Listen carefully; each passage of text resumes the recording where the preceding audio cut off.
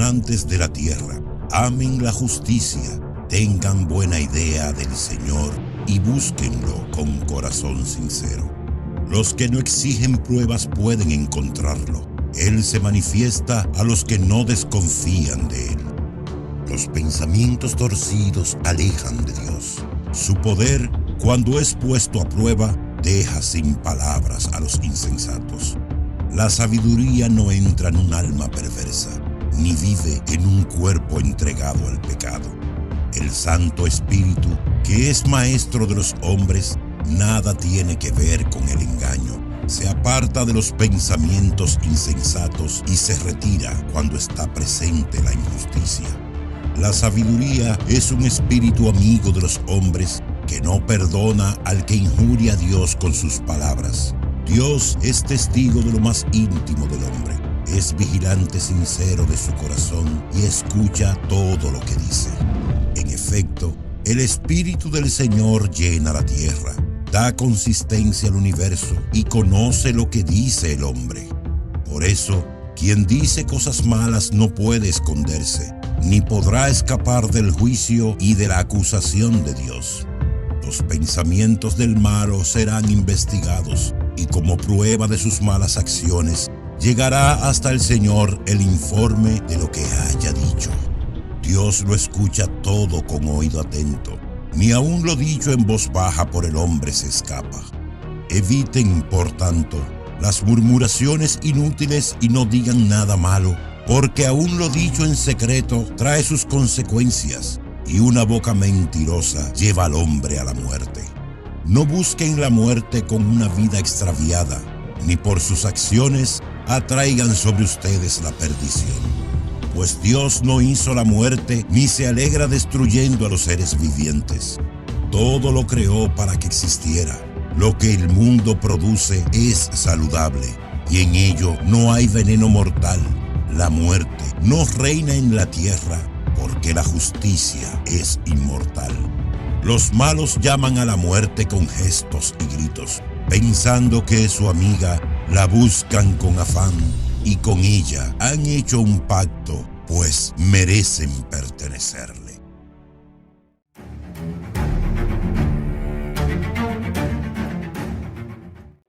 Partiendo de falsos razonamientos, sacan estas conclusiones. Nuestra vida es corta y llena de decepciones. Tendremos un fin y será sin remedio. Nunca se ha visto que alguien haya subido del mundo de los muertos.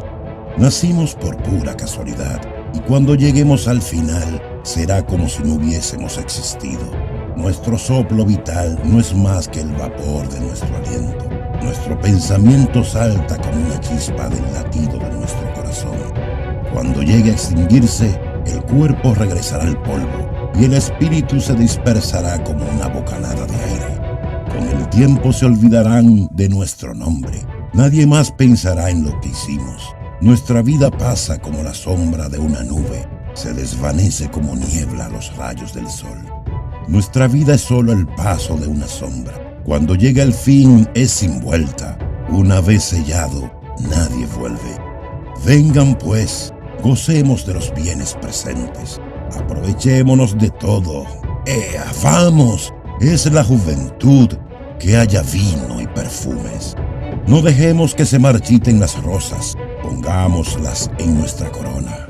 Que nadie de nosotros falte a nuestras comilonas. Por todas partes dejaremos recuerdos de nuestras fiestas, pues esa es nuestra herencia y nuestra suerte. Seamos duros con esos pobres piadosos, y lo mismo con las viudas. Nada de respeto con los viejos de cabellos blancos. Nuestra fuerza sea la ley. La debilidad es prueba de que uno no sirve para nada. Hagamos la guerra al que nos reprende porque violamos la ley. Nos recuerda cómo fuimos educados y nos echa en cara nuestra conducta. Pretende conocer a Dios y se proclama hijo del Señor. No hace más que contradecir nuestras ideas y su sola presencia nos cae pesada. Lleva una vida distinta a la de todos y es rara su conducta. Nos considera unos degenerados. Creería mancharse si actuara como nosotros. habla de una felicidad para los justos al final y se vanagloria de tener a Dios por Padre. Veamos pues si lo que dice es verdad y hagamos la prueba. ¿Cómo se librará? Si el justo es hijo de Dios, Dios le ayudará y lo librará de sus adversarios. Sometámoslo a humillaciones y a torturas. Veamos cómo las acepta. Probemos su paciencia. Luego condenémoslo a la muerte infame, pues según él, alguien intervendrá. Así es como razonan, pero están equivocados. Su maldad los enceguece, de tal manera que no conocen los secretos de Dios. No esperan la recompensa de una vida santa, ni creen que las almas puras tendrán su paga. Pero Dios creó al hombre a imagen de lo que en él es invisible, y no para que fuera un ser corruptible. La envidia del diablo introdujo la muerte al mundo, y la experimentan los que toman su partido.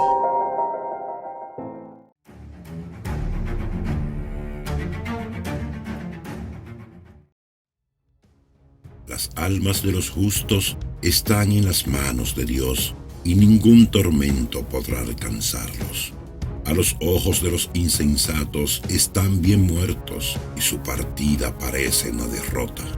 Nos abandonaron, parece que nada quedó de ellos, pero en realidad entraron en la paz. Aunque los hombres hayan visto en eso un castigo, allí estaba la vida inmortal para sostener su esperanza. Después de una corta prueba recibirán grandes recompensas. Sí, Dios los puso a prueba y los encontró dignos de él. Los probó como al oro en el horno donde se funden los metales, y los aceptó como una ofrenda perfecta. Cuando venga Dios a visitarnos, serán luz, semejantes a la centella que corre por entre la maleza.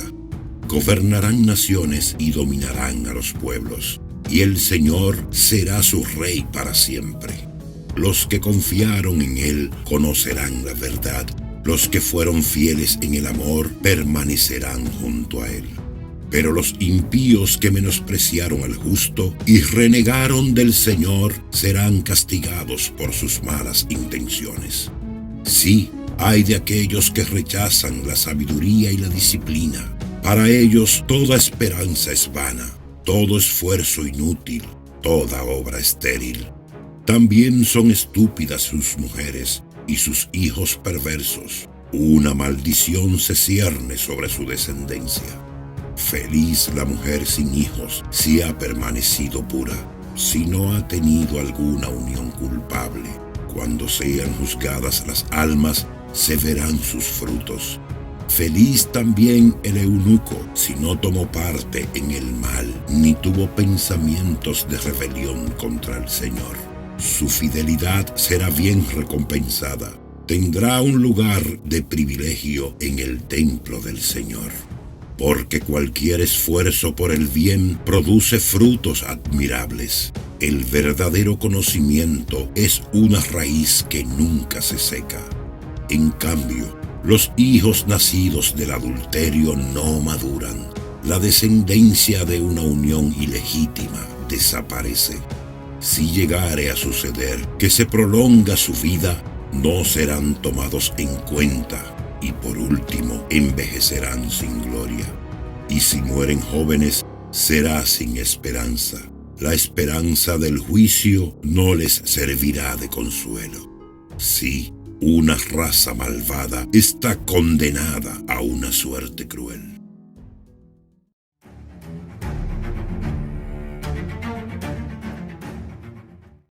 Más vale no haber tenido hijos, pero haber actuado bien. Uno será entonces considerado tanto por Dios como por los hombres y dejará un recuerdo imperecedero.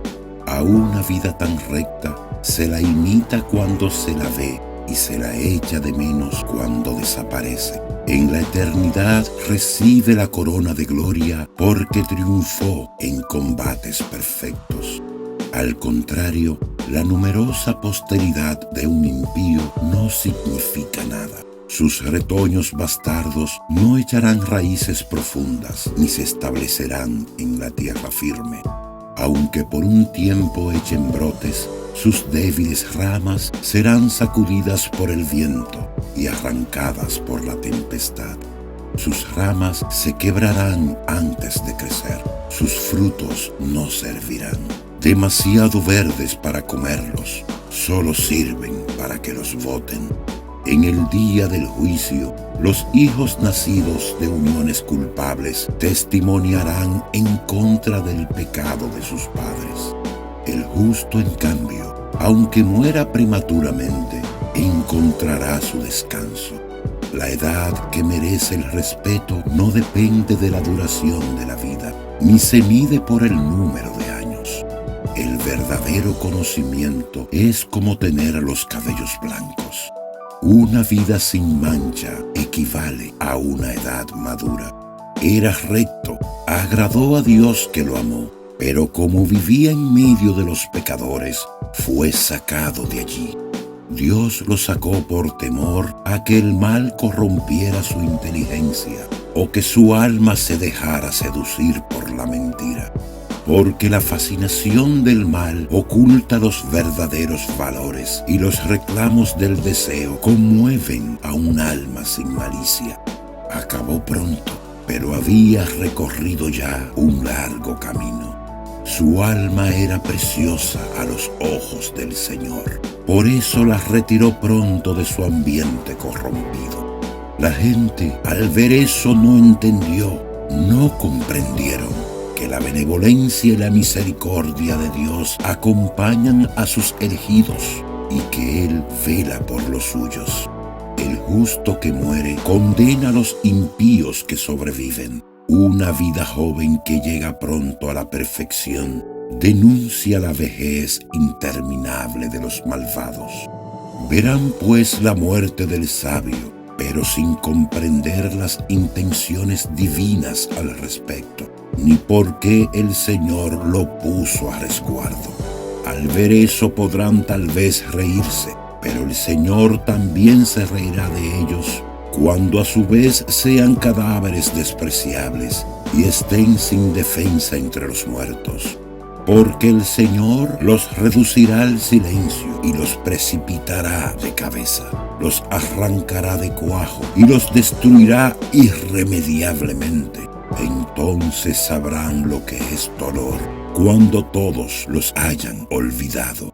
Se presentarán temblando cuando se haga el recuento de sus pecados, y sus crímenes se alzarán frente a ellos.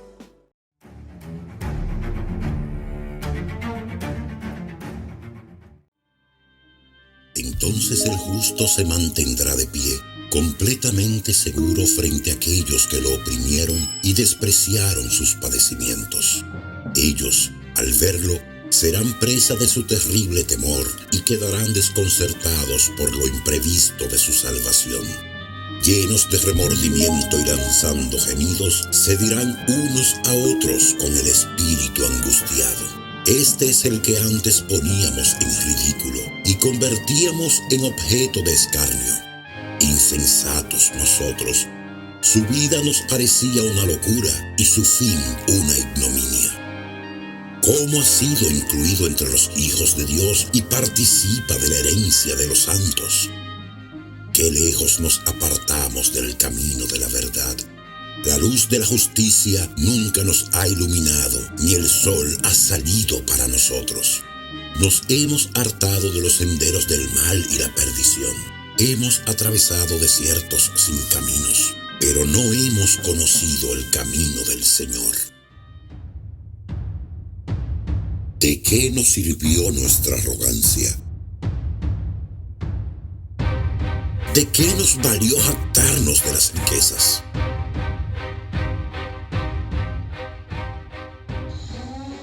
Todo eso se desvaneció como una sombra, como una noticia fugaz, como una nave que surca el mar agitado, sin que pueda descubrirse la huella de su paso, ni la estela de su quilla entre las olas, o como un pájaro que vuela por el aire sin dejar rastros de su trayecto. Él golpea la brisa con el látigo de sus plumas y la corta con un agudo silbido. Se abre camino batiendo las alas y después no queda ni una señal de su paso. O como una flecha arrojada hacia el blanco, el aire desplazado vuelve enseguida a su lugar y se ignora el camino que ella siguió. Así también nosotros desaparecimos apenas nacimos y no tenemos para mostrar ninguna señal de virtud, porque nos hemos consumido en nuestra maldad.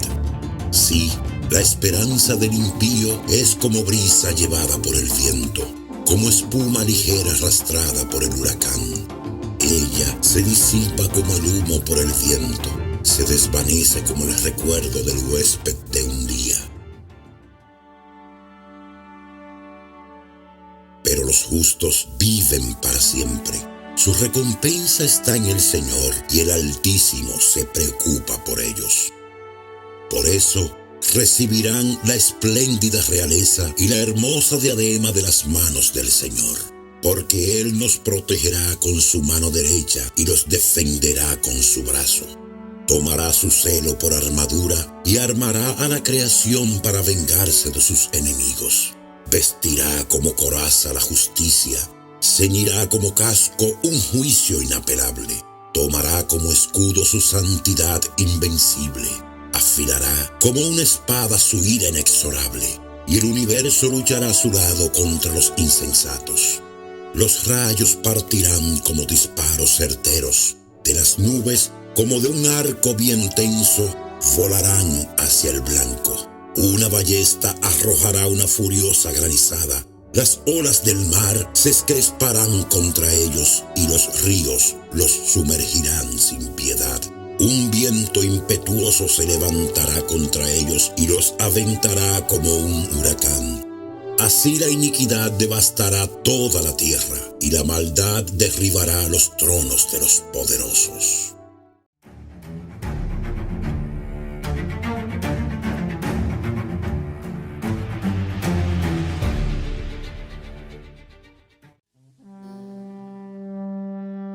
Escuchen, reyes, y comprendan.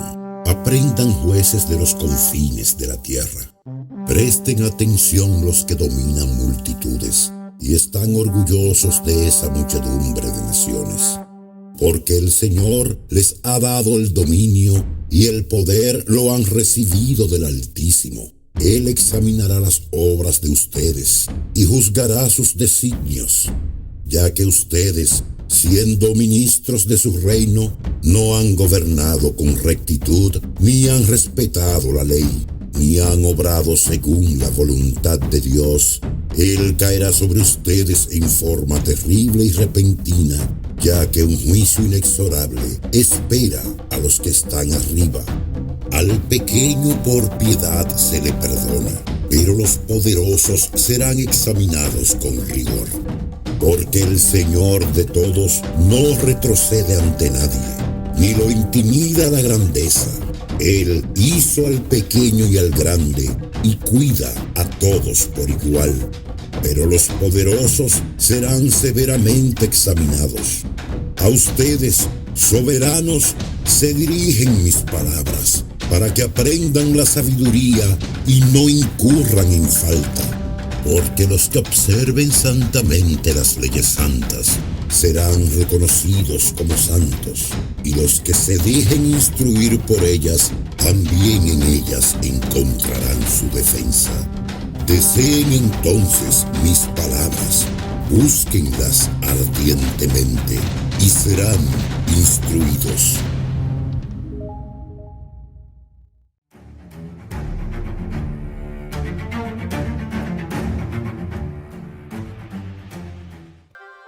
La sabiduría es luminosa y nunca pierde su brillo. Se deja contemplar fácilmente por los que la aman, y los que van buscándola la encuentran. Ella se anticipa a darse a conocer a los que la desean. El que madruga para buscarla no se fatigará, porque la encontrará sentada a su puerta. Meditar en ella es la perfección de la prudencia, y el que se desvela por su causa pronto quedará libre de inquietudes. La sabiduría busca por todas partes a los que son dignos de ella. Se les aparece con benevolencia en los caminos y les sale al encuentro en todos sus pensamientos. El comienzo de la sabiduría es el verdadero deseo de instruirse. Querer instruirse es amarla. Amarla es cumplir sus leyes. Observar sus leyes es garantía de incorruptibilidad. La incorruptibilidad hace estar cerca de Dios. Así, el deseo de la sabiduría conduce a la realeza. Si ustedes entonces, soberanos de los pueblos, les agradan los tronos y los cetros, honren a la sabiduría y reinarán para siempre. Pero, ¿qué es la sabiduría y cuál es su origen? Yo lo voy a anunciar, sin ocultarles sus misterios. Me remontaré hasta sus orígenes más remotos. Pondré al descubierto su conocimiento y no me apartaré de la verdad. No me acompañará en el camino la envidia corrosiva, porque ella no tiene nada en común con la sabiduría. Una multitud de sabios es la salvación del mundo, y un rey sensato asegura la estabilidad de su pueblo. Por lo tanto, déjense instruir por mis palabras, y esto les resultará provechoso.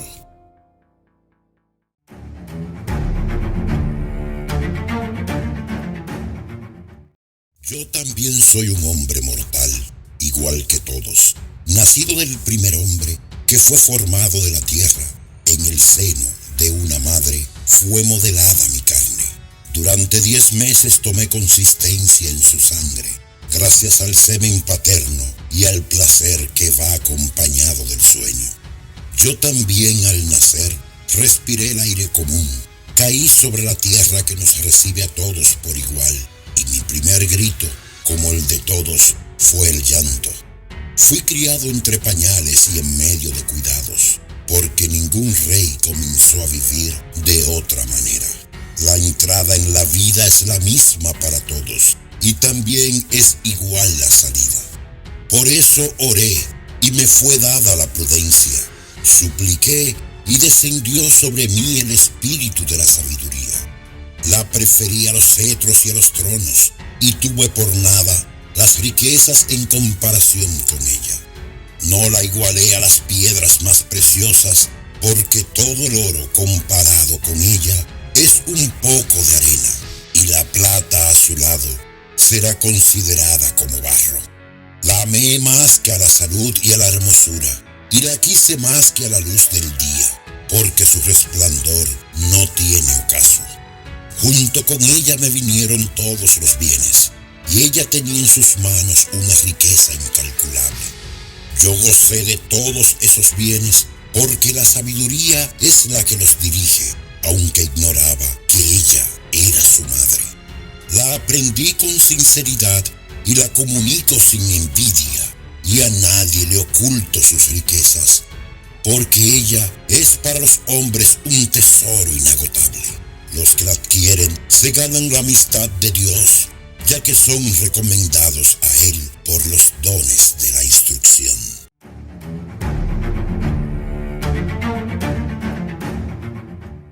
Que Dios me conceda hablar con inteligencia, y que mis pensamientos sean dignos de los dones recibidos, porque Él mismo es el guía de la sabiduría y el que dirige a los sabios.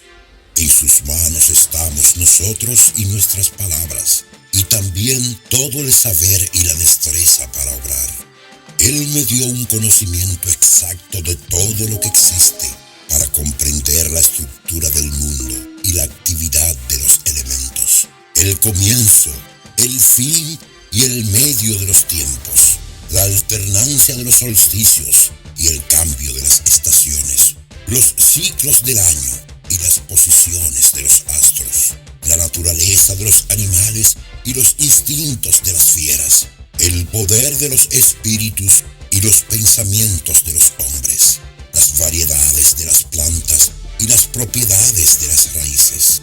Conocí todo lo que está oculto o manifiesto, porque me instruyó la sabiduría, la artífice de todas las cosas.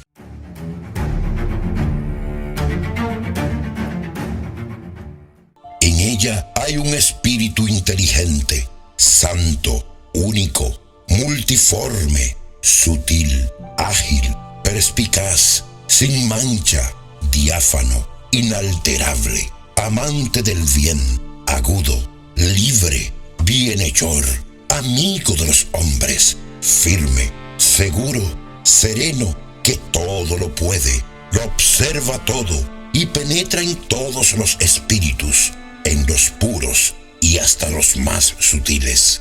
La sabiduría es más ágil que cualquier movimiento. A causa de su pureza, lo atraviesa y penetra todo. Ella es exhalación del poder de Dios, una emanación pura de la gloria del Todopoderoso. Por eso, nada manchado puede alcanzarla. Ella es el resplandor de la luz eterna, un espejo sin mancha de la actividad de Dios y una imagen de su bondad. Aunque es una sola, lo puede todo. Permaneciendo en sí misma, renueva el universo. De generación en generación, entra en las almas santas para ser amigos de Dios y profetas. Porque Dios ama únicamente a los que conviven con la sabiduría. Ella, en efecto, es más radiante que el sol y supera todas las constelaciones. Es más luminosa que la misma luz, ya que la luz cede en su lugar a la noche, pero contra la sabiduría no prevalece el mal.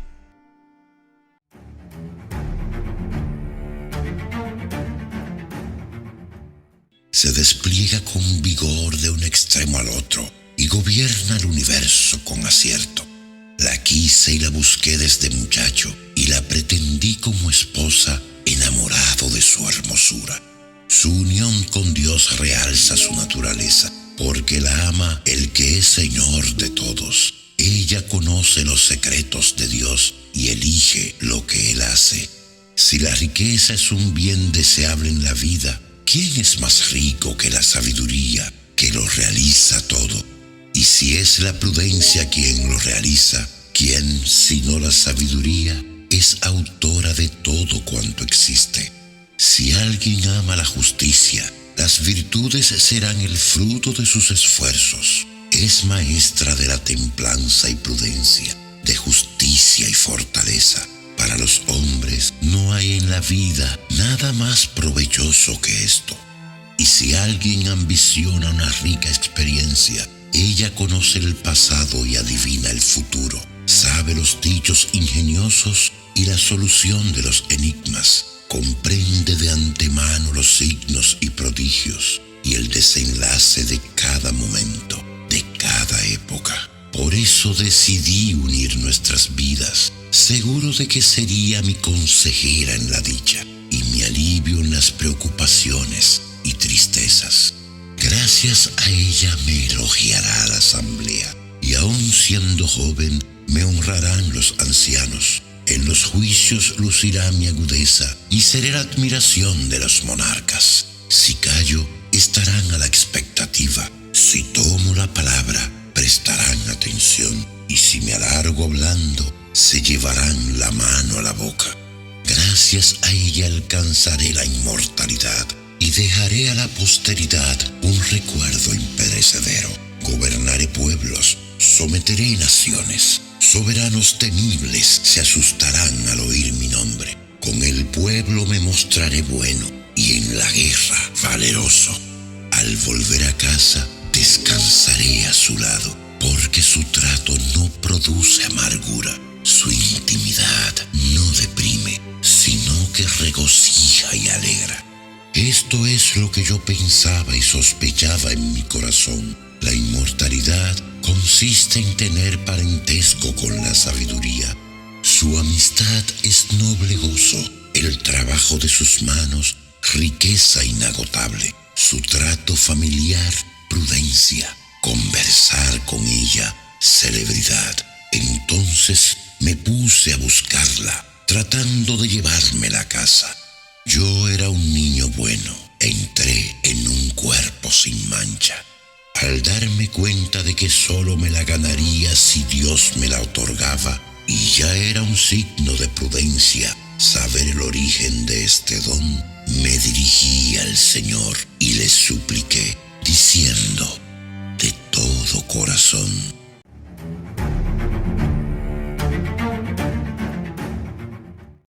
Dios de los padres y Señor misericordioso, que hiciste todas las cosas con tu palabra y con tu sabiduría formaste al hombre para que dominara los seres que tú creaste, para que gobernara el mundo con santidad y justicia e hiciera justicia con rectitud de espíritu. Dame la sabiduría que comparte tu trono y no me excluyas del número de tus hijos, porque yo soy tu siervo y el hijo de tu servidora, un hombre débil y de vida efímera, de poca capacidad para comprender el derecho y las leyes. Y aunque alguien sea perfecto entre los hombres, sin la sabiduría que proviene de ti, será tenido por nada. Tú me preferiste para que fueras rey de tu pueblo y juez de tus hijos y de tus hijas. Tú me ordenaste construir un templo sobre tu santa montaña y un altar en la ciudad donde habitas, réplica del santo tabernáculo que habías preparado desde el principio. Contigo está la sabiduría que conoce tus obras y que estaba presente cuando tú hacías el mundo. Ella sabe lo que es agradable a tus ojos y lo que es conforme a tus mandamientos. Envíala desde los santos cielos, mándala desde tu trono glorioso, para que ella trabaje a mi lado y yo conozca lo que es de tu agrado. Así ella, que lo sabe y lo comprende todo, me guiará atinadamente en mis empresas y me protegerá con su gloria. Entonces mis obras te agradarán. Yo gobernaré a tu pueblo con justicia y seré digno del trono de mi Padre. ¿Qué hombre puede conocer los designios de Dios o hacerse una idea de lo que quiere el Señor? Los pensamientos de los mortales son indecisos y sus reflexiones precarias, porque un cuerpo corruptible pesa sobre el alma y esta morada de arcilla oprime a la mente con muchas preocupaciones. Nos cuesta conjeturar lo que hay sobre la tierra y lo que está a nuestro alcance lo descubrimos con el esfuerzo. Pero ¿quién ha explorado lo que está en el cielo? ¿Y quién habría conocido tu voluntad si tú mismo no hubieras dado la sabiduría y enviado desde lo alto tu Santo Espíritu? Así se enderezaron los caminos de los que están sobre la tierra. Así aprendieron los hombres lo que te agrada, y por la sabiduría fueron salvados.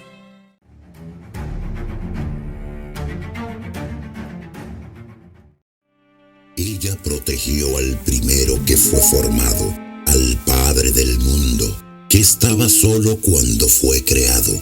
Lo liberó de su propia caída y le dio la fuerza para dominar todas las cosas.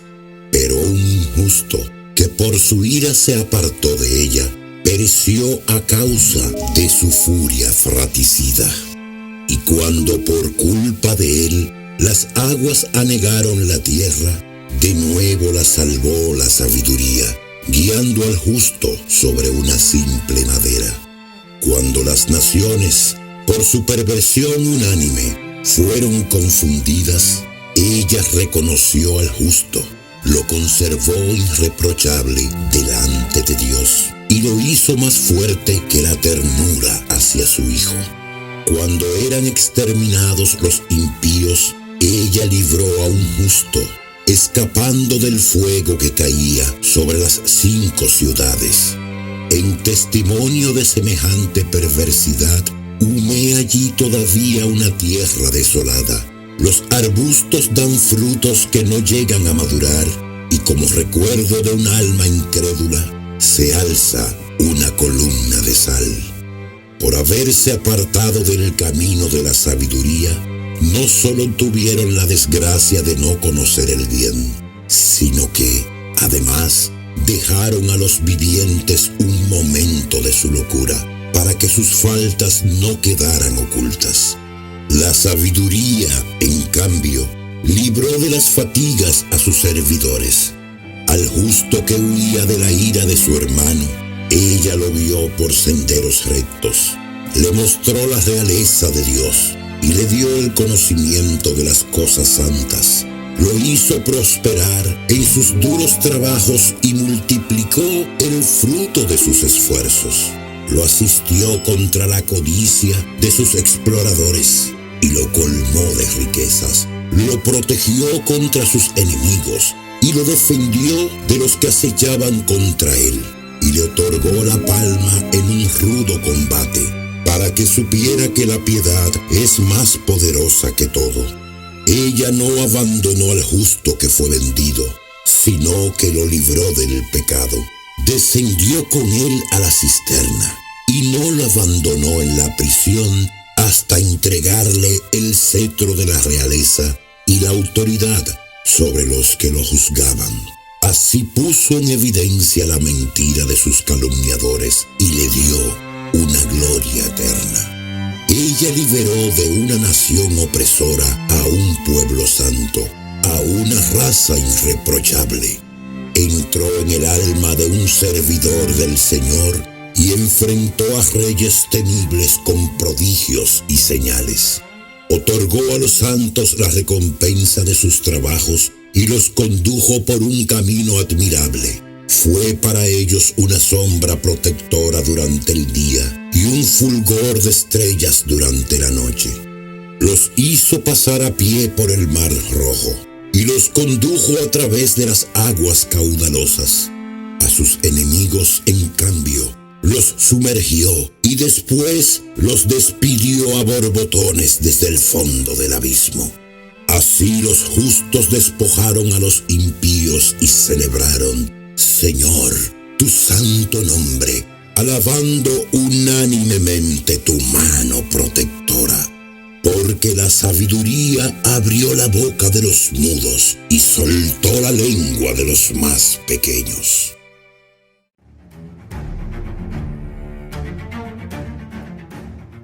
Ella hizo prosperar sus empresas gracias a un santo profeta. Ellos atravesaron un desierto inhabitable y levantaron sus carpas en lugares intransitados.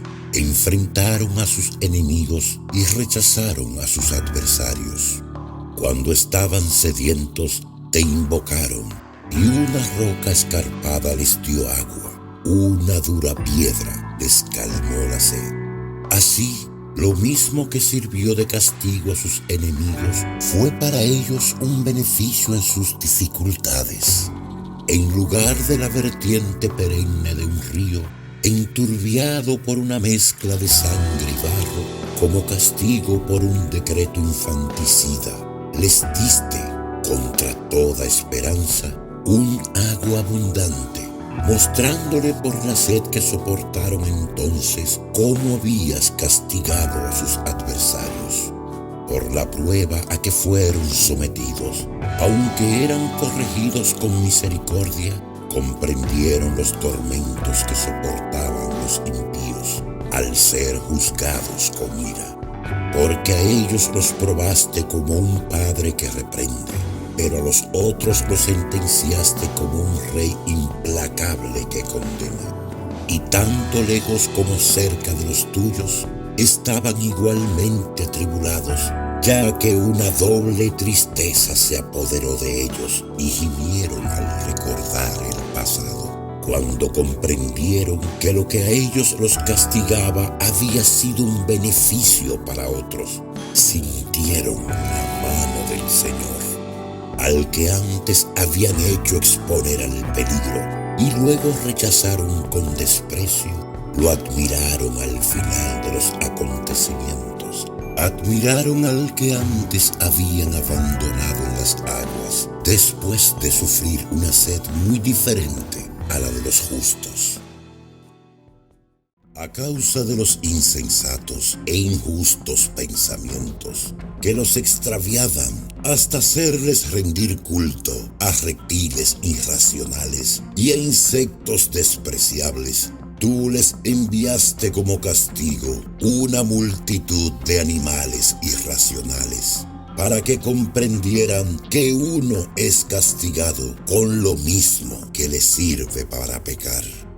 Ya que tu mano omnipotente, aquella que creó el mundo de una materia informe, bien podría enviar contra ellos una multitud de osos o de leones feroces, o fieras desconocidas creadas expresamente, llenas de furor, que exhalaran un aliento de fuego, despidieran un humo nauseabundo, o lanzaran de sus ojos terribles rayos, animales capaces no solo de destruirlos de un zarpazo, sino de hacerlos perecer con su aspecto terrorífico.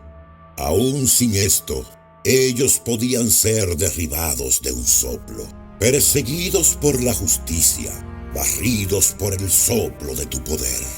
Pero tú lo has dispuesto todo con medida, número y peso.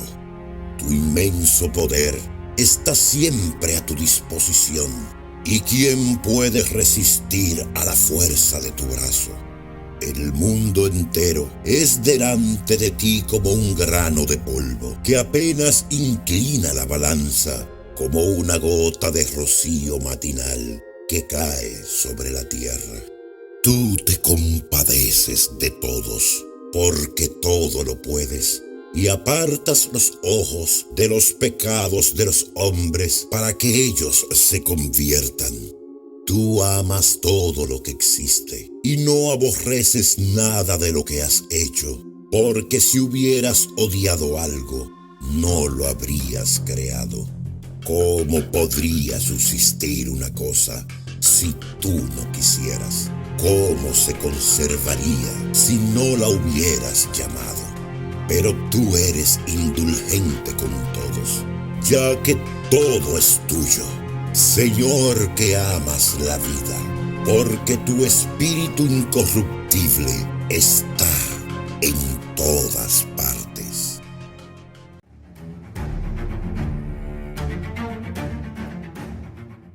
Pero tú eres indulgente con todos, ya que todo es tuyo, Señor, que amas la vida, porque tu espíritu incorruptible está en todas las cosas.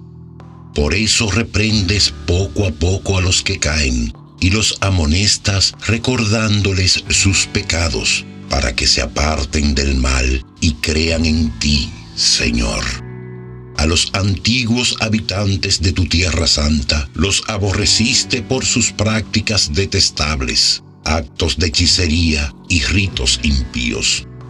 A esos crueles asesinos de niños, a esos devoradores de entrañas en banquetes de carne humana y de sangre, a esos iniciados en ritos sangrientos, a esos padres asesinos de seres indefensos, decidiste hacerlos perecer por las manos de nuestros padres, para que esta tierra, la más querida por ti entre todas, recibiera una digna colonia de hijos de Dios. Pero aún ellos, por ser hombres, los trataste con indulgencia y enviaste avispas como precursores de tu ejército para que los exterminaran gradualmente. Ciertamente, tú hubieras podido, en una batalla campal, entregar a los impíos en manos de los justos, o bien aniquilarlos de un solo golpe por medio de animales feroces o por sentencia inexorable. En cambio, ejecutando poco a poco tu sentencia, les dabas oportunidad de arrepentirse, aunque no ignorabas que su origen era perverso y su malicia innata, y que jamás cambiarían su manera de pensar, porque una maldición pesaba sobre esa raza desde el principio, y no fue por temor de nadie que les ofrecías dejar impunes sus pecados. ¿Quién podrá decirte qué has hecho? ¿Quién se opondrá a tu sentencia? ¿quién te hará algún cargo por destruir a las naciones que tú creaste? ¿Quién se levantará contra ti como vengador de los injustos? Porque fuera de ti no hay otro Dios que cuide de todos, a quien tengas que probar que tus juicios no son injustos. Ni tampoco hay rey ni soberano que pueda enfrentarse contigo para defender a los que tú has castigado. Como eres justo, riges el universo con justicia y consideras incompatible con tu poder condenar a quien no merece ser castigado. Porque tu fuerza es el principio de tu justicia, y tu dominio sobre todas las cosas te hace indulgente con todos. Tú muestras tu fuerza cuando alguien no cree en la plenitud de tu poder, y confundes la temeridad de aquellos que la conocen.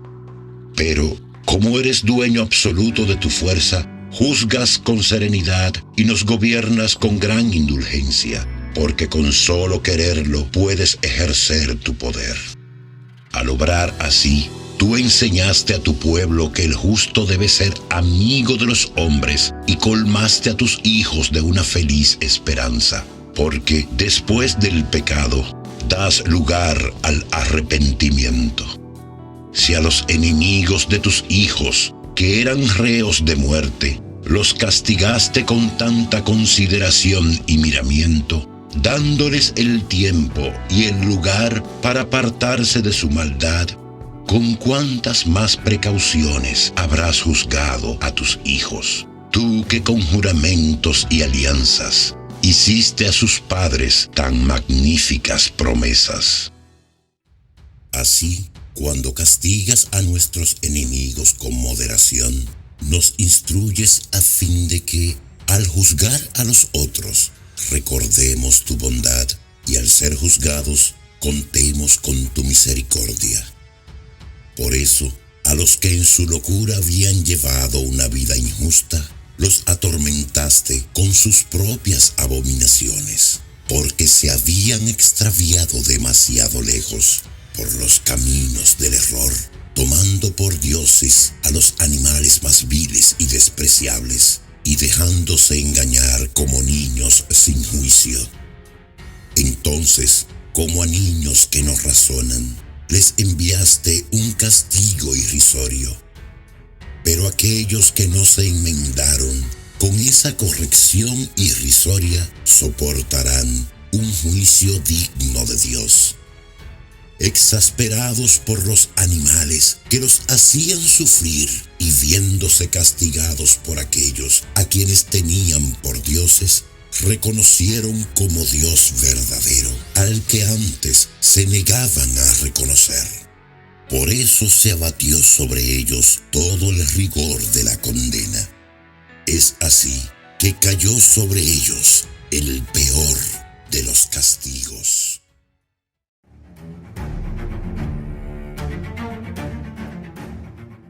Sí, vanos por naturaleza son todos los hombres que han ignorado a Dios, los que a partir de las cosas visibles no fueron capaces de conocer a aquel que es. Al considerar sus obras, no reconocieron al artífice.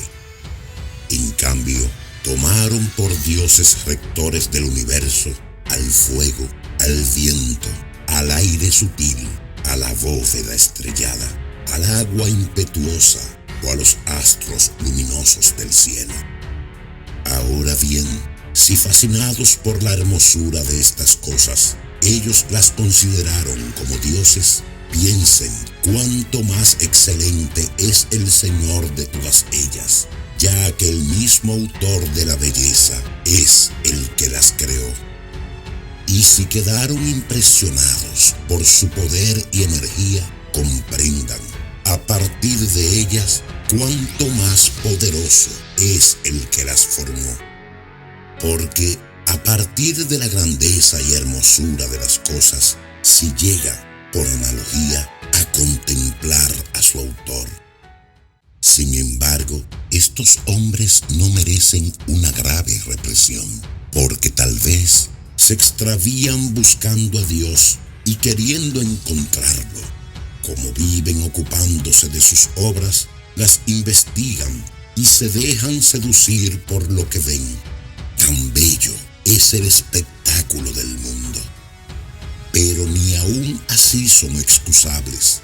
Si han sido capaces de adquirir tanta ciencia para escrutar el curso del mundo entero, ¿cómo no encontraron más rápidamente al Señor de todo?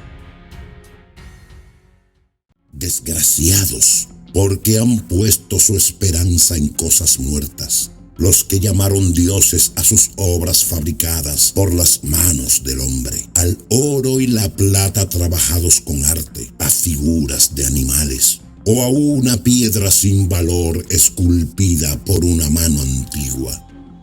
Tomemos por ejemplo un leñador. Él derriba con la sierra un árbol fácil de voltear, le quita hábilmente toda la corteza, lo trabaja con maestría y hace con él un objeto útil para el uso común. Con las astillas que sobran, calienta su comida y sacia su apetito. Pero queda todavía un resto que no sirve de nada, un tronco retorcido y lleno de nudos. Él lo toma, lo esculpe para llenar sus ratos de ocio, lo talla con habilidad en sus momentos libres y le da una forma humana, o lo hace semejante a un vil animal. Después lo recubre de niño, colorea la superficie de rojo y disimula todos sus efectos con un enduido. Le prepara un sitio adecuado, lo coloca en la pared y lo asegura con un clavo. De esa manera toma precauciones para que no se caiga, sabiendo que no puede valerse por sí mismo, porque no es más que una imagen y tiene necesidad de ayuda. Sin embargo, cuando ruega por sus bienes, por su hogar o sus hijos, no se avergüenza de dirigir la palabra a ese objeto sin vida. Reclama salud a un inválido, implora vida a un muerto, pide socorro al más inexperto.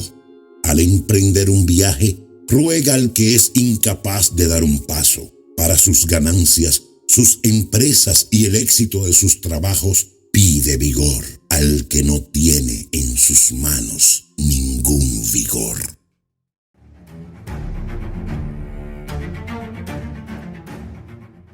Otro se embarca dispuesto a surcar las olas bravías e invoca a una madera más carcomida que la nave que lo lleva, porque esa nave fue concebida por el afán de lucro y construida por la sabiduría artesanal. Pero es tu providencia quien la guía, Padre, la que dirige el timón. Sí, tú has abierto un camino en el mar y un sendero seguro entre las olas, mostrando así que puedes salvar de todo peligro, incluso si uno se embarca sin ninguna experiencia. Tú no quieres que las obras de la sabiduría sean estériles. Por eso los hombres confían su vida a una simple madera y atraviesan a salvo las olas sobre una frágil embarcación. Así, en el principio, mientras persiguen los gigantes orgullosos, la esperanza del mundo se refugió en una débil embarcación que, dirigida por tu mano, dejó al futuro el germen de las nuevas generaciones. Bendita la madera convertida en instrumento de justicia, pero maldito el ídolo hecho por manos humanas, tanto él como su autor, este por haberlo fabricado y aquel porque siendo corruptible fue llamado Dios. Porque Dios detesta igualmente al impío y su impiedad, y el objeto fabricado será castigado junto con su autor. Por eso también serán juzgados los ídolos de las naciones, ya que entre las criaturas de Dios se convirtieron en una abominación, en motivo de escándalo para las almas de los hombres y en una trampa para los pies de los insensatos. La invención de los ídolos es el origen de la fornicación y su descubrimiento, la corrupción de la vida. Ellos no existían al principio ni existirán para siempre, sino que entraron en el mundo por la superstición humana. Por eso les está reservado un rápido fin. Un padre, afligido por un duelo prematuro, encarga una imagen de su hijo tan pronto arrebatado, y al que antes no era más que un cadáver, ahora lo honra como a un dios y transmite los suyos misterios y ritos. Luego, con el tiempo, esta impía costumbre es observada como ley. Asimismo, por orden de los soberanos, se rendía culto a las estatuas, como no se los podía honrar en persona. A causa de la distancia, produjeron esa figura lejana, fabricando una imagen visible del rey que veneraban. Así se adulaba con fervor al ausente como si estuviera presente. La ambición del artista contribuyó a extender este culto, atrayendo incluso a los que ni siquiera conocían al rey, porque aquel, deseoso sin duda de complacer al soberano, empleó todo su arte para hacerlo más hermoso de lo que era, y la gente, seducida por el encanto de la obra, convirtió en objeto de adoración al que poco antes honraba como a un hombre. Y esto resultó una acechanza para los vivientes, ya que los hombres, víctimas del infortunio o de la tiranía, atribuyeron a piedras y maderas el nombre incomunicable.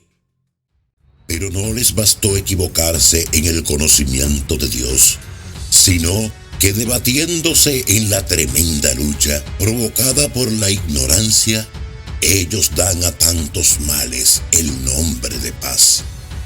Con sus ritos infanticidas, sus misterios ocultos y sus frenéticas orgías de costumbres extravagantes, ya no conservan puros ni la vida ni el matrimonio. Uno elimina al otro a traición o lo aflige por el adulterio.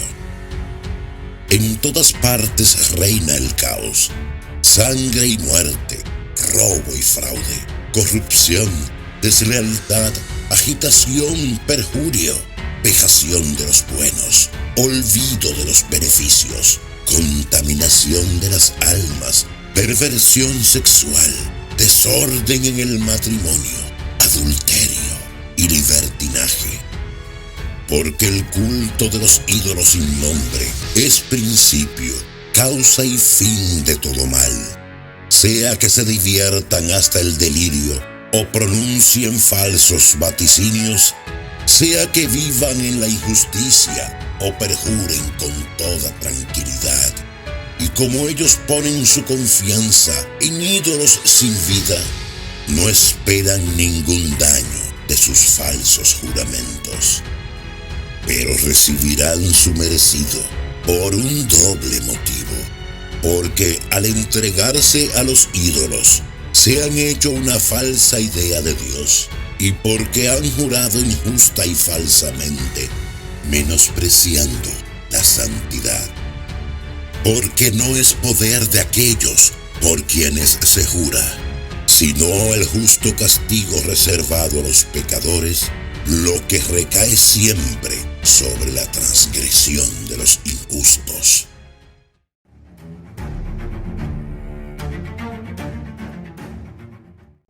Pero tú, Dios nuestro, eres bondadoso y fiel, eres paciente y todo lo administras con misericordia. Aun cuando pecamos, pertenecemos a ti, ya que conocemos tu soberanía, pero no pecaremos, sabiendo que nos has contado como tuyos. Porque conocerte a ti es la perfecta justicia y conocer tu soberanía es la raíz de la inmortalidad. No nos han extraviado las invenciones de un arte humano perverso, ni el esfuerzo estéril de los pintores de quimeras. Esas figuras embadurnadas de colores abrigados, cuya contemplación excita la pasión de los necios, les hace desear la figura inanimada de una imagen sin vida.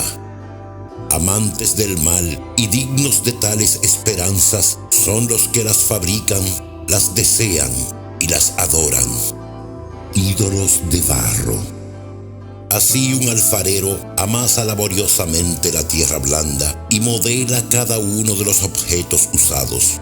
Con la misma arcilla modela indistintamente objetos destinados a un uso noble y otros que tendrán un destino contrario, pero es el alfarero el que decide cuál será la función de cada uno de ellos. Después, con un esfuerzo mal empleado, utiliza la misma arcilla para modelar un falso Dios. Y el que hace eso es un hombre que poco antes nació de la tierra y dentro de poco volverá a la tierra de donde fue sacado cuando se le pida que devuelva su alma. Sin embargo, en vez de preocuparse de que pronto va a morir y de la brevedad de su vida, rivaliza con los orfebres y plateros, imita a los forjadores de bronce y se enorgullece de fabricar lo que es falso. Su corazón no es más que ceniza, su esperanza es más vil que la tierra y su vida más despreciable que la arcilla.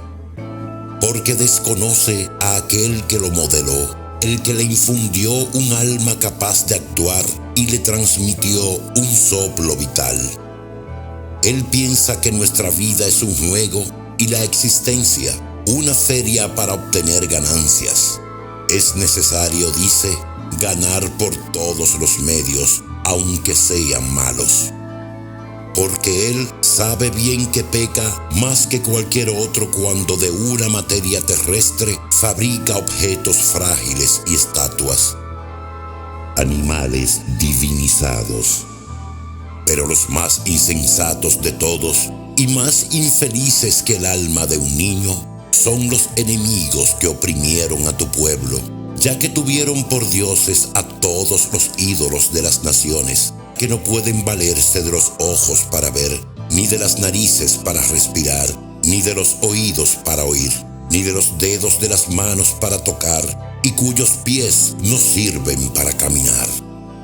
Porque es un hombre el que hizo esos ídolos, uno que recibió en préstamo el aliento, el que los modeló. Pero ningún hombre puede modelar un Dios semejante a sí mismo. Siendo mortal, con sus manos impías, solo puede producir una obra muerta. Él vale más que los objetos que adora, ya que él tiene vida, pero aquellos no la tendrán jamás.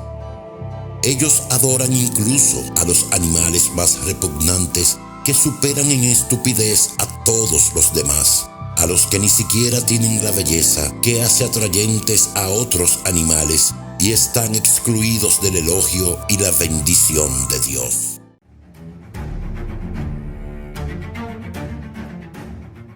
Por eso, con toda justicia, fueron castigados con seres semejantes y atormentados con una infinidad de bichos.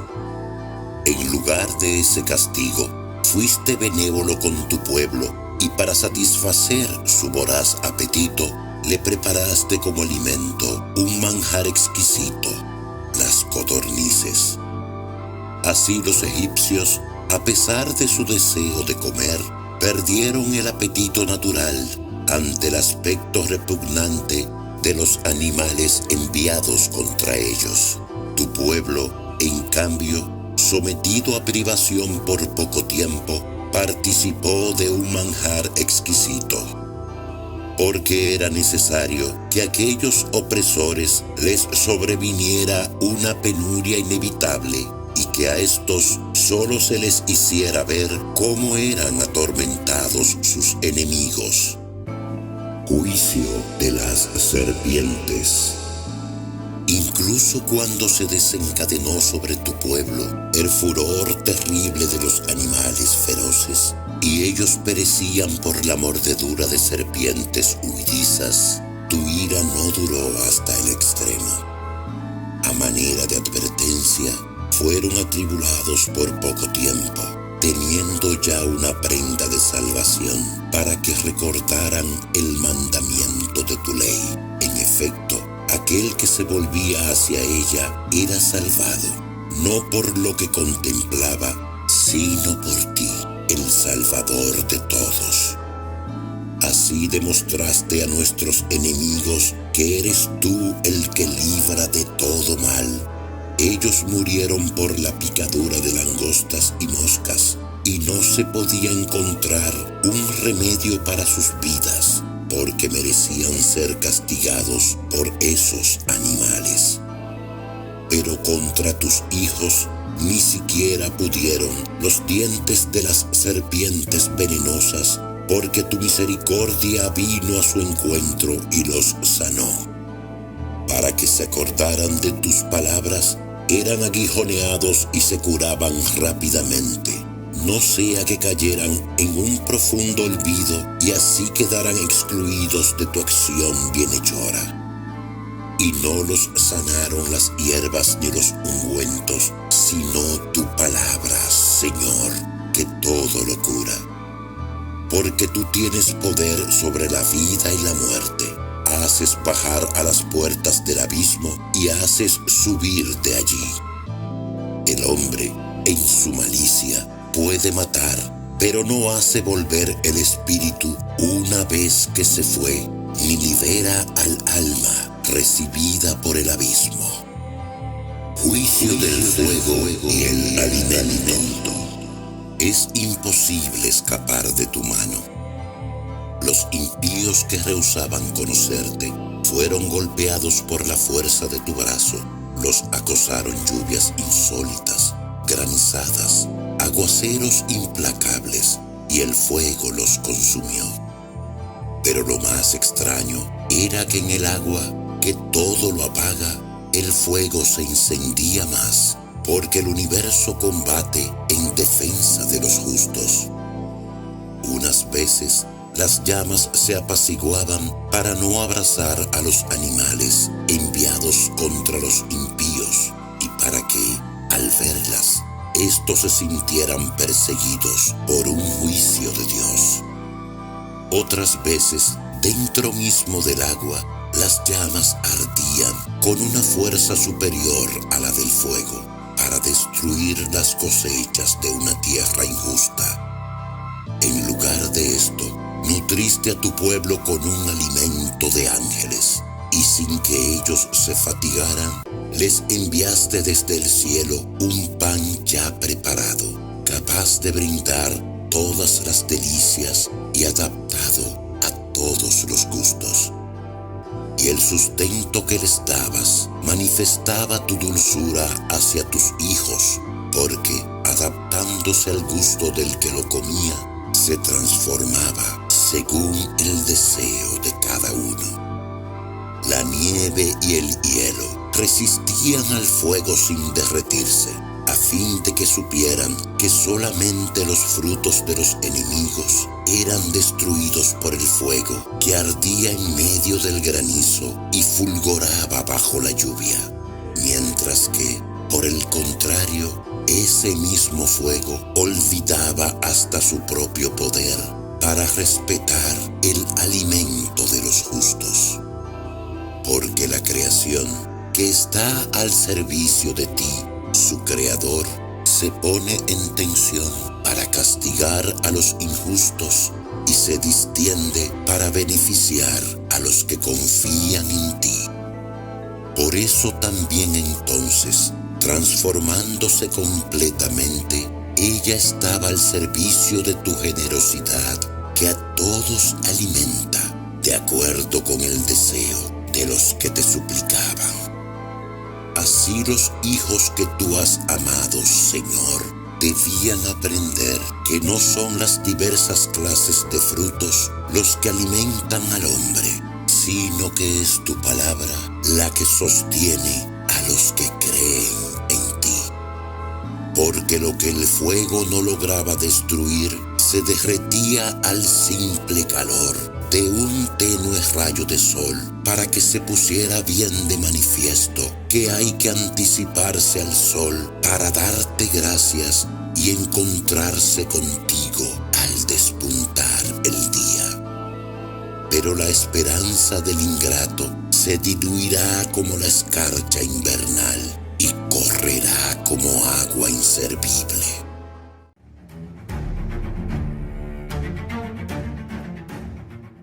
Grandes e inenarrables son tus juicios, por eso las almas ignorantes se extraviaron. Porque cuando los impíos pensaban que podían oprimir a una nación santa, yacían encadenados en las tinieblas, prisioneros de una larga noche, encerrados bajo sus techos, excluidos de la providencia eterna. Ellos pensaban mantenerse ocultos con sus pecados secretos, bajo el oscuro velo del olvido, pero fueron dispersados, presa de terrible espanto y aterrorizados por fantasmas.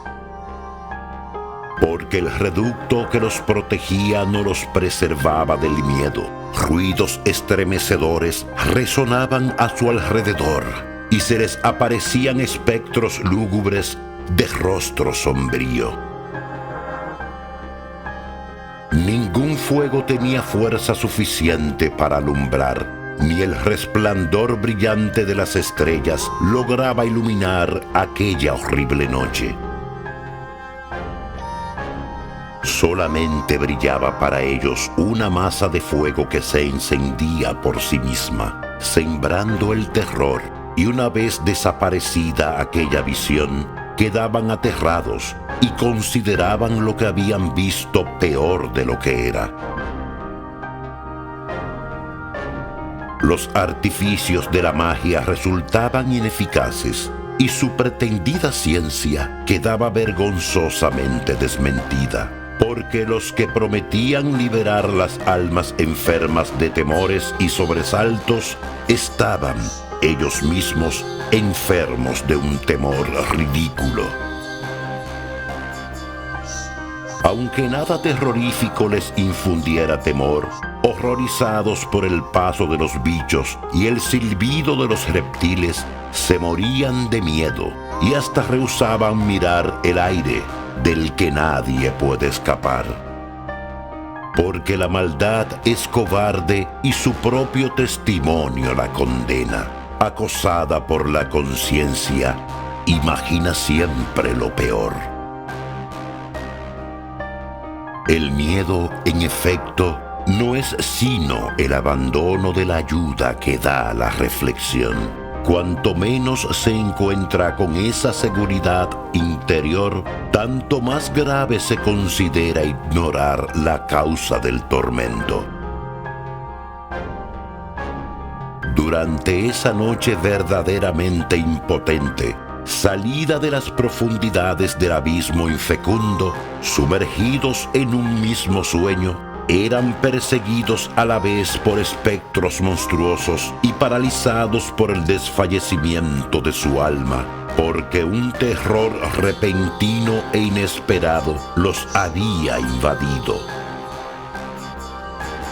Así, cualquiera que caía en ese estado quedaba prisionero, encerrado en esa prisión sin hierros. Ya fuera labrador o pastor, o trabajara en lugares solitarios, al ser sorprendido, tenía que soportar la ineludible necesidad, porque todos estaban atados por una misma cadena de tinieblas.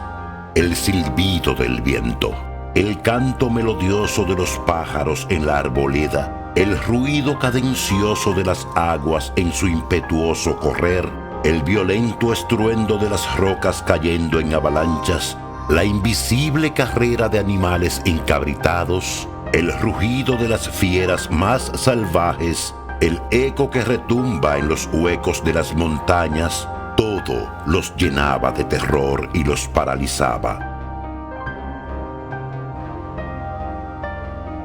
porque el mundo entero estaba iluminado por una luz resplandeciente y se dedicaba libremente a sus trabajos. Solamente sobre ellos se extendía una pesada noche, imagen de las tinieblas que les estaban reservadas. Pero más que las tinieblas, ellos sentían el peso de sí mismos.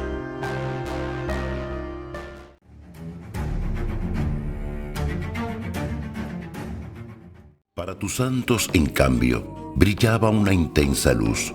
Los egipcios, que oían sus voces, sin distinguir su figura, los consideraban dichosos porque no tenían que sufrir como ellos. Les daban gracias porque no se vengaban de los daños recibidos y les pedían perdón por su actitud hostil.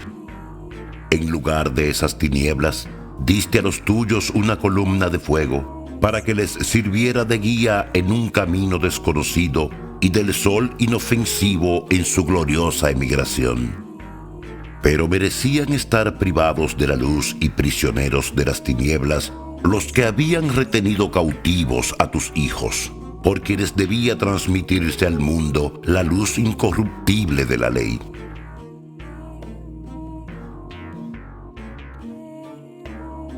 Como ellos habían resuelto hacer perecer a los hijos pequeños de los santos y de los niños expuestos al peligro, uno solo se salvó para castigarlos. Tú les arrebataste un gran número de sus hijos y los hiciste perecer a todos juntos en las aguas impetuosas. Aquella noche fue dada a conocer de antemano a nuestros padres, para que, sabiendo con seguridad en qué juramentos habían creído, se sintieran reconfortados. Tu pueblo esperaba, a la vez, la salvación de los justos y la perdición de sus enemigos, porque con el castigo que infligiste a nuestros adversarios, tú nos cubriste de gloria, llamándonos a ti. Por eso, los santos hijos de los justos ofrecieron sacrificios en secreto y establecieron de común acuerdo esta ley divina, que los santos compartirían igualmente los mismos bienes y los mismos peligros, y ya entonces entonaron los cantos de los padres. Le hacía eco el clamor confuso de sus enemigos, y se propagaban los gritos lastimeros de los que lloraban a sus hijos. Un mismo castigo hería al esclavo y al dueño. El hombre del pueblo sufría lo mismo que el rey. Todos por igual tenían innumerables cadáveres, abatidos por el mismo género de muerte. Los sobrevivientes no daban abasto para sepultarlos, porque en un instante había sido destruido lo mejor de su estirpe. Así, aquellos que a causa de los sortilegios se habían vuelto totalmente incrédulos ante la pérdida de sus primogénitos, confesaron que ese pueblo era hijo de Dios. Cuando un silencio apacible envolvía todas las cosas y la noche había llegado a la mitad de su rápida carrera, tu palabra omnipotente se lanzó desde el cielo, desde el trono real, como un guerrero implacable en medio del país condenado al exterminio. Empuñando como una espada afilada tu decreto irrevocable, se detuvo y sembró la muerte por todas partes. A la vez que tocaba el cielo, avanzaba sobre la tierra.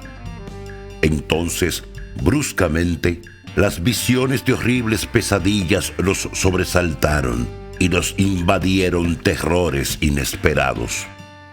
Tendidos medio muertos por todas partes, hacían saber cuál era la causa de su muerte, porque los sueños que los habían agitado se lo habían advertido de antemano, para que no perecieran sin saber por qué padecían esos males.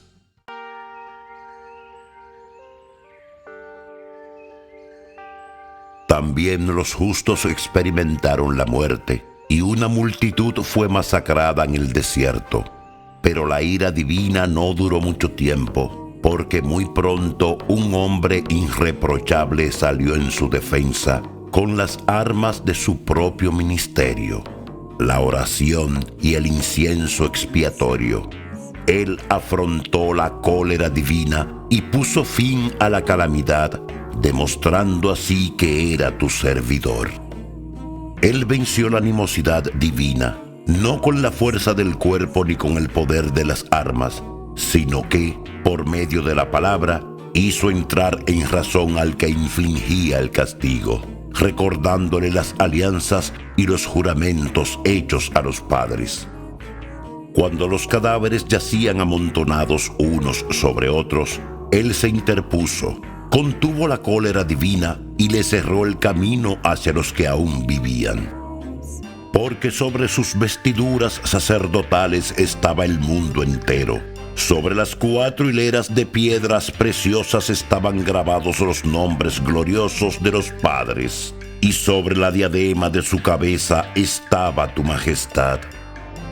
Ante esto, el exterminador retrocedió lleno de temor, ya que bastaba con una sola prueba de tu ira.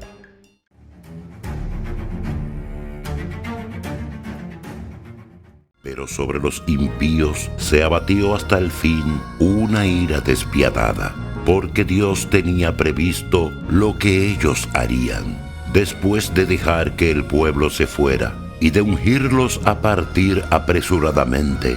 Ellos, cambiando de idea, saldrían a perseguirlos. En efecto, cuando todavía celebraban sus ritos fúnebres y se lamentaban junto a las tumbas de sus muertos, concibieron otro proyecto descabellado.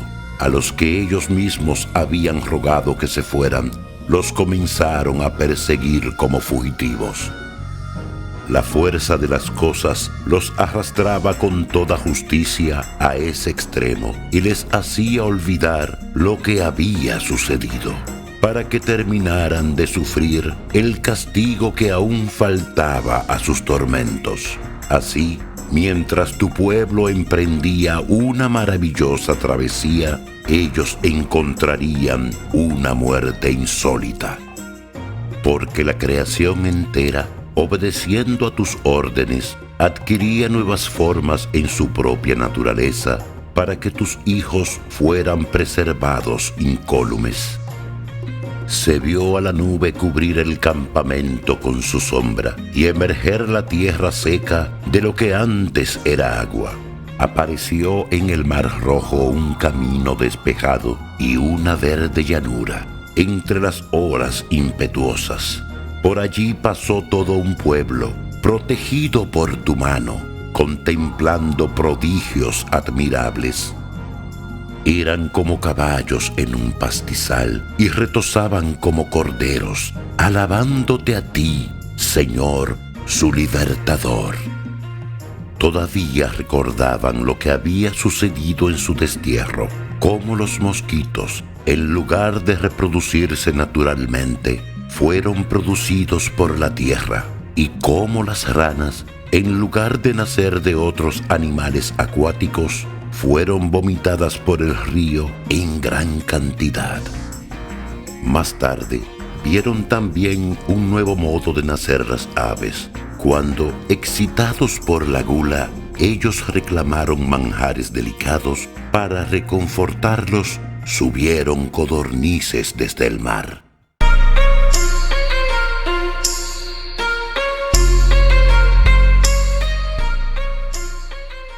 Pero sobre los pecadores se abatieron los castigos, no sin antes ser preanunciados por la furia de los rayos. Con toda justicia, ellos sufrían a causa de su maldad, ya que habían llevado al extremo su odio contra el extranjero.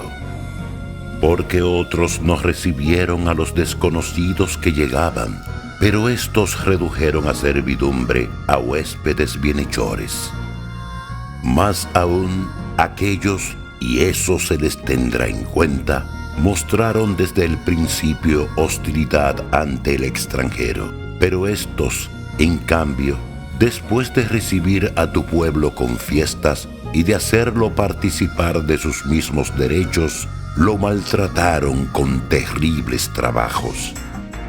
Por eso fueron castigados con la ceguera, como aquellos otros a las puertas del justo, cuando rodeados de profundas tinieblas, cada uno buscaba el acceso de su puerta.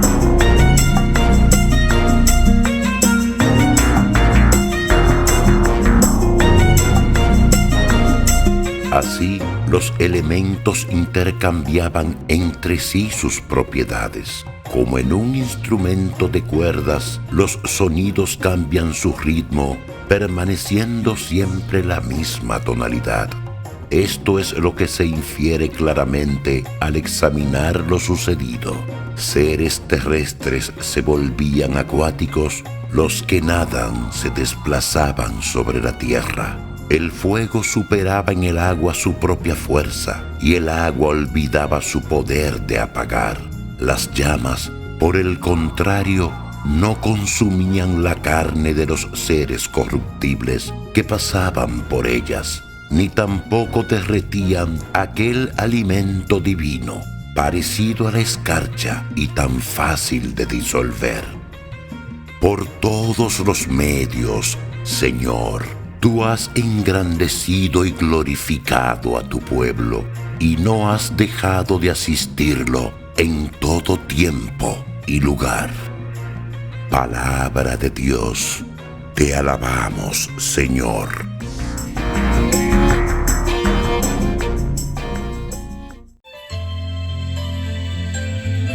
Reciban infinitas bendiciones en el nombre del Padre, y del Hijo, y del Espíritu Santo. Amén.